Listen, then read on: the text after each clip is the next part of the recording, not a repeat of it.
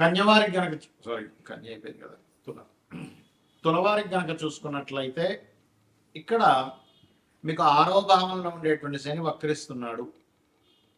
వక్రించుకుంటే మేన్ రాశిలో ఉండే శని వక్రించుకుంటూ కుంభం వైపు, కాకపోతే కుంభంలోకి రాడు. బట్ అక్కడే ఒక 8 డిగ్రీల డిఫరెన్సెస్ అనేది వస్తుంది. 20 డిగ్రీలో ఉండేటువంటి శని అలా 8 డిగ్రీలు తగ్గుతాడు. ఇది జూలై 27వ తేదీ నుంచి డిసెంబర్ 10వ తేదీ వరకు ఉంటుంది ఈ గ్రహస్థితి. దీనివల్ల మీకు కలిగే ఫలితాలు ఏమిటి, మరియు మీ పర్సనల్ చార్ట్లో కనుక ఏదైనా ఒక గ్రహం వక్రించినప్పుడు అసలు మనం వక్రగతి ఉన్నప్పుడు ఎందుకు జన్మించాము, దాని వలన మనం పూర్వజన్మలో చేసుకున్న కొన్ని కర్మలు కానివ్వండి, ఈ జన్మలో తీర్చాల్సినవి కానివ్వండి ఉన్నాయి. బురుగునాడి ఆస్ట్రాలజీ పరంగా ఈ యొక్క విషయాలు చెప్తుంది నేనైనప్పటికీ చెప్పిస్తుంది సాక్షాత్ లలిత అమ్మవారిగా భావిస్తూ, ఆ లలితాంబిక అమ్మవారి యొక్క అనుగ్రహం మీకు పరిపూర్ణంగా కలగాలని మనస్ఫూర్తిగా కోరుకుంటూ, ఇక్కడ గమనించినట్లయితే తులవారికి 6లో ఉండే గ్రహం ఎప్పుడైతే వక్రిస్తుందో కొంత రుణాలు తగ్గించుకుంటారు. అంటే రుణాలు క్లియర్ చేసుకునే యోగం ఉంటుంది.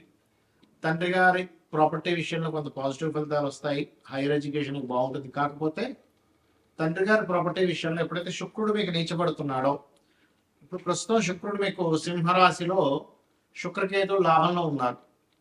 ఈ లాభంలో శుక్రకేతువులు ఉన్నప్పుడు ఏంటంటే ఏదో ఎక్కువ లాభాలు వస్తాయని తొందరపడి ఆశపడి షేర్ మార్కెట్లో కావచ్చు, రకరకాల మార్గాలు మనం ఒక్కోసారి భవిష్యత్తు బాగుంటుందని, పిల్లలకు బాగుంటుందని ఆశతో మనం కొన్ని పనులు చేస్తుంటే ఎక్కువ లాభాలు వచ్చేస్తాయని అటువంటివి చేయకూడదు. మరి ఆగస్టు 2 నుంచి 12వ స్థానంలో శుక్రుడు వస్తున్నాడు కాబట్టి శని యొక్క వక్ర దృష్టి కూడా శుక్రుడి మీద ఉంటుంది. కాబట్టి ఈ సమయంలో తండ్రి గారి ఆస్తి విషయంలో, తండ్రి గారి ప్రాపర్టీ విషయంలో కాస్త జాగ్రత్త వహించాలి, గుర్తుపెట్టుకోండి. అంటే ఆ ప్రాపర్టీ అమ్మే విషయంలో కావచ్చు, ప్రాపర్టీ తీసుకునే విషయంలో కావచ్చు, ఏదైనా కొత్త ఇన్వెస్ట్మెంట్ చేసే విషయంలో కావచ్చు, ఆ జాగ్రత్తలు తీసుకోవాలి. అయితే ఇక్కడ ఎప్పుడైతే పంచమంలోకి వస్తున్నాడో ఏదైనా కొత్త విషయాలు డయాగ్నోజ్ అవ్వడం, అదేవిధంగా కొంత సినిమా ఫీల్డ్లో ఉండేటువంటి వారికి కొంత వరకు వర్క్ రావడము, ఇటువంటివన్నీ కూడా చూపిస్తున్నాయి. మీరు ఎక్కువగా దుర్గాదేవి ఆరాధన చేయండి అనే విధాలు బాగుంటుంది. భృగునందనాడి అనేటువంటి శాస్త్రం పరంగా ఒక గ్రహం వక్రించి ఉంది మీ పర్సనల్ చార్ట్లో అనుకుంటే అది ఊరికనే వక్రించడం అని కాదు. మీరు ఆ సమయంలో ఎందుకు పుట్టారు అంటే గురువు వక్రించాడు, లేదా శని వక్రించాడు, శుక్రుడు బుధుడు లేదా కుజుడు వక్రించాడు, మిగతా రాహుకేతువులు రవిచంద్రులు అయితే వక్రించడం చెప్పారు. అయితే ఒకవేళ వక్రించిన నక్షత్రంలో ఉంటే అప్పుడు మళ్ళీ దాని ఫలితం వేరే ఉంటుంది. అయితే ఇక్కడ ఉదాహరణకి మనం శనిదే తీసుకుందాం. ఎవరి పర్సనల్ చార్ట్లో అయినా శని గ్రహం కనుక వక్రించినట్లయితే రూల్ నెంబర్ 1, అది ఏ రాశిలో ఉండి వక్రించింది, వక్రించినప్పుడు వెనక రాశి ఫలితాలు ఇస్తుంది. వెనక రాశుల్లో 1, 5, 9 ఏ గ్రహాలు ఉన్నాయి ఇది చూడాలి. దీనివల్ల మీకు ఆ వక్రించడం వల్ల సహజంగా ఏంటంటే మనం చూడండి, ఏదైనా శని ముఖ్యంగా అందులో పర్టికులర్గా శని భగవానుడు కనుక వక్రించినట్లయితే మీరు కెరియర్ కోసం మీ లైఫ్లో ఒక మంచి కెరియర్ రావాలంటే ఉన్న ప్లేస్ నుంచి మారాలని చెప్తుంది. మారిన తర్వాత ఎక్కువ సఫర్ అయ్యి సక్సెస్ అవుతారా లేకపోతే ఈజీగా సక్సెస్ అవుతారా అనేది ఇట్స్ డిపెండ్ ఆన్ మీ పర్సనల్ చార్ట్లో శనికి వెనక రాశుల నుంచి ఉండే గ్రహాల యొక్క స్థితిని బట్టి ఆధారపడి ఉంటుంది. గుర్తుపెట్టుకోండి. వక్రించి ఉచ్చ స్థానంలోకి వెళ్తున్నాడు, వక్రించి నీచంలోకి వెళ్తున్నాడు. ఇప్పుడు ఉదాహరణకి శని వృషభంలో ఉండి వక్రించి నీచంలోకి వెళ్తున్నాడు, ఇట్స్ నాట్ గుడ్. బట్ అదే ధనస్సులో ఉండే వృశ్చికంలో ఉండే శని వక్రించాడు, అప్పుడు ఉచ్చ స్థానంలోకి వెళ్తాడు. అంటే ఉచ్చమా నీచమా ఏ గ్రహం వక్రించరా, ఏ రాశులతో కనెక్ట్ అవుతుంది, ఏ గ్రహాలతో కనెక్ట్ అవుతుంది, ఎటువంటి విషయాలను సూచిస్తుంది అనే విషయాన్ని చూసుకోవాలి. సో ఫస్ట్ ఆఫ్ ఆల్ శని అనేది కర్మకారకుడు. రెండు జాబులు చేయడం, లేకపోతే ఉన్న జాబ్ కోసం వేరే ప్రాంతానికి వెళ్తే సక్సెస్ అవ్వడం అనేటువంటిది ఇస్తుంది, గుర్తుపెట్టుకోండి. ఇక రెండవది గురువు. మీ జన్మజాతకంలో గురువు వక్రించాడు అంటే గురుసేవ బ్యాలెన్స్ ఉండిపోయింది. ఇక్కడ పూర్వజన్మల్లో మనం ఎక్కడో గురువుకి సమ్ మిస్టేక్స్ చేసాం, అజ్ఞానంలోనో ఏదో భయపడుతూనో సంథింగ్ ఎక్కడో మిస్టేక్ జరిగింది. అంటే కొన్నిసార్లు మనం తెలియకుండానే కొంతమందికి తెలియకుండానే జరిగిపోతుండే, మన కోరికల వల్ల లేకపోతే మన ఇష్టాల వల్ల మనం అనుకునేటువంటి కొన్ని పనుల వల్ల అలా గురువు విషయాన్ని కూడా ఏదో తప్పిదం జరిగింది. దాన్ని ఫుల్ఫిల్ చేసుకోవడానికి వచ్చారు భూమి మీద, కానీ అర్థం చేసుకొని వీలైనంత మటుకు ఆధ్యాత్మిక చింతనలో ఉండడము, సంతానం విషయంలో కూడా. ఎందుకంటే గురువు సంతానానికి కూడా కారకుడు, రవి గురువు. సంతానానికి సంథింగ్ ఏదో బ్యాలెన్స్ ఉన్నాము మనము చేయవలసింది ఉంది. కొన్నిసార్లు చూడండి కొంతమంది ఇళ్లలో ఏంటో వీళ్ళ సంతానాన్ని కూడా ఈయన చూసుకుంటున్నాడు, ఇంకా వాళ్ళు ఇంకా సెటిల్ అవ్వలేదు అంటుంటారు. ఇక్కడ ఏంటంటే రెండు విషయాలు. ఒకటి, వాళ్ళ జాతకాల్లో సెటిల్మెంట్ లేట్ ఉంటుంది. సమ్ టైమ్స్ వీళ్ళకి ఇంకా రుణం ఉంటుంది వాళ్ళకి చేయాల్సినవి. అంతా రుణానుబంధ రూపేణ పశుపక్ష సుతాలయ అంటుంటాం. సో అదేవిధంగా జ్ఞానం, జ్ఞాన సంబంధించిన దేవతా సంబంధించినవి షేర్ చేయడం వేరే వాళ్ళకి ఇది చేస్తుంటారు జూపిటర్ వక్రించినట్లయితే. అదేవిధంగా జీవుడు అని కూడా చెప్తారు నాడీ ఆస్ట్రాలజీలో. అది వక్రించినప్పుడు ప్రదేశం మారితే కూడా మంచిదా కాదా అనేది డిపెండ్ ఆన్ గురువు వెనక రాసుల్లో ఉండే గ్రహస్థితిని పరిశీలన చేయాలి. ఇక శుక్రుడు వక్రించాడు, ఒకటి గుర్తుపెట్టుకోండి, శుక్రుడు కనుక ఎప్పుడైనా మీకు వక్రించాడు అంటే మీ యొక్క జీవితంలో వివాహం అనేటువంటి విషయం ఖచ్చితంగా అది సప్తమంలో ఉండి వక్రించినట్లయితే వివాహం విషయం ఒకరిని అనుకొని మిస్ అయ్యి మళ్ళీ ఇంకోని చేసుకోవడం జరుగుతుంది. అలాగే అనుకున్నామండి, దగ్గర దాకా అనుకున్నాం, మిస్ అయిపోయింది. లేకపోతే ఒక్కోసారి వివాహం అయి కూడా మళ్ళీ వాళ్ళు వద్దని కూడా వదిలేయడం లాంటివి జరుగుతుంటాయి ఎక్కువగా.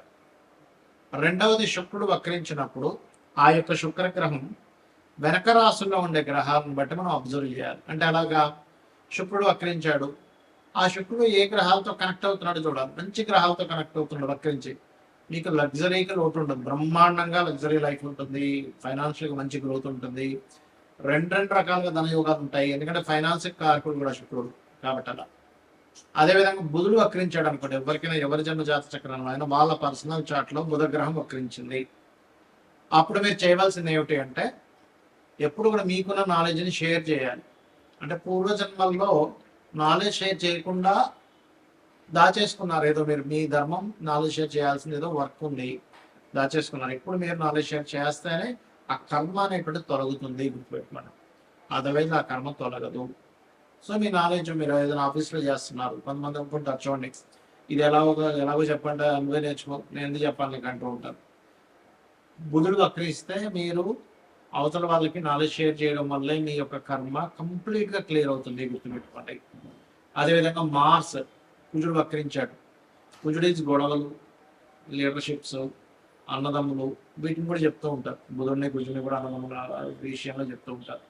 అయితే ఇక్కడ ఏంటంటే సన్ పూర్వజన్మల్లో ఉండేటువంటి కొంత వైరాలిటీ, గొడవలు, ఇలాంటివి ఏవో క్లియర్ చేసుకోవడానికి పుట్టాడు ఈ జన్మలో. అందుకే చాలా మందికి ఈ గొడవ అవుతూ ఉంటాయి, ఏంటో అర్థం కాదు, ఏంటంటే నేనేమి ఇదవని అయినా గొడవ వస్తూ ఉంటుంది అంటుంటా. నేను ఏమీ చేయకుండా సైలెంట్ ఇంట్లో ఉన్న మా ఇంటికి వచ్చి మరి గొడవ పెట్టుకుంటున్నారని అంటారు.